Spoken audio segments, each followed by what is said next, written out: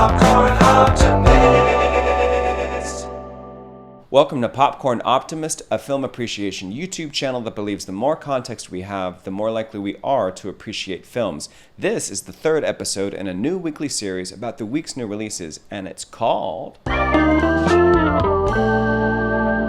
Think of Cinebills as non-spoiler contextual previews. When we go to the theater, we get helpful contextual information in the form of a program or a playbill. We don't get those at the movies, and that's what this is. So, this is our Cinebill for...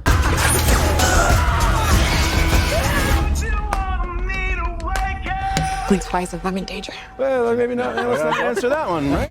Kicking off with facts and figures, starting with the official synopsis, a cocktail waitress becomes infatuated with a billionaire tech mogul and travels with him to his private island for a luxurious party, where things begin to go wrong after her friend vanishes. The film is rated R, it runs 102 minutes, the official release date is August 23rd, 2024, and it's distributed by Amazon MGM Studios. Moving along the cast and crew, starting with the film's star Naomi Ackie as Frida. Ackie, known for Star Wars Episode 9, The Rise of Skywalker, directed by J.J. Abrams, and for playing Whitney Houston in the 2022 biopic I Wanna Dance with Somebody, directed by Casey Lemons. The cast includes Channing Tatum, known for the Magic Mike films and a certain cameo in a certain recent superhero film that I won't spoil. Adria Arjona, known for 2022's Father of the Bride, directed by Gaz Elazraki, and this year's Hitman, directed by Richard Linklater. Batter up, hear the call, the time has come for one and all to get hype for Gina Davis. Davis, of course, known for many films, including 1992's A League of Their Own, directed by Penny Marshall, and Christian Slater, known for 1988's Heathers, directed by Michael Lehman, and this year's Unfrosted, directed by Jerry Seinfeld.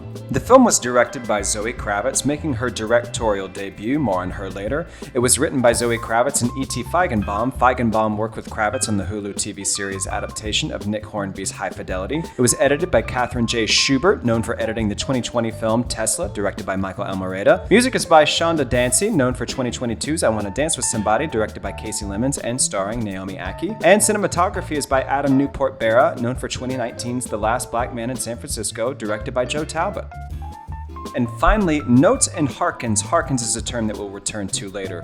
Starting with filmmaker Zoe Kravitz, born in Los Angeles, California. She comes from a showbiz family, including actress mother Lisa Bonet, musician father Lenny Kravitz, and actor stepfather Jason Momoa. Her acting career includes the aforementioned High Fidelity series from Hulu, as well as many films, including 2022's Kimmy, directed by Steven Soderbergh, and 2022's The Batman, directed by Matt Reeves. Kravitz spoke to CBS Sunday Morning about the decision to direct her first film, saying, I knew I always wanted to direct, but it felt like with this story specifically, it was so clear in my mind and so specific in tone that I didn't feel comfortable just passing it on to somebody else to direct. Without giving too much away, I will say that the movie falls into the social horror genre. Social horror is a horror thriller story about real-world societal oppression.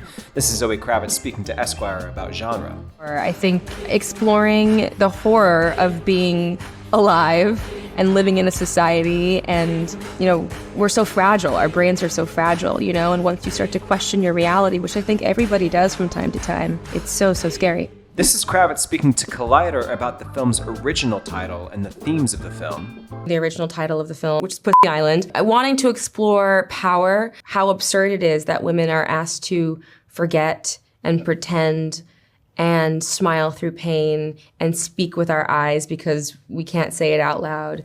Blink Twice also comes with a trigger warning that includes resources for those in need. I've included those links in the description below. Harkens. Harkens is a term that my wife likes for a film that recalls an earlier film. That's not really how the term is used, but my wife likes it, so here we are. Starting with 2017's Get Out, directed by Jordan Peele, a horror thriller about the myth of a post-racial America. 1975's The Stepford Wives, directed by Brian Forbes, a thriller about women being expected to fall into subservient roles. 2022's Men, directed by Alex Garland, a thriller about a woman tormented by grief and the men surrounding her. In this film, all men are played by actor Rory Kinnear. And finally, 1932's The Most Dangerous Game, a thriller about men and women being hunted on an island. I'll leave things with this quote from Kravitz speaking to NBC. I wanted to explore power, not necessarily empowerment, but power as an entity and what that does to us, what people will do to get it, and what people will do once they have it, the abuse of power. In order to be at the top, someone has to be at the bottom or below you, and it's something that we all want, but to want something that is oppressive is so complicated. How much of any of this you actually need to know to enjoy the film, I don't know. I haven't seen it yet, but I hope this information was fun to learn, and I hope it helps raise your appreciation for the film when you do see it.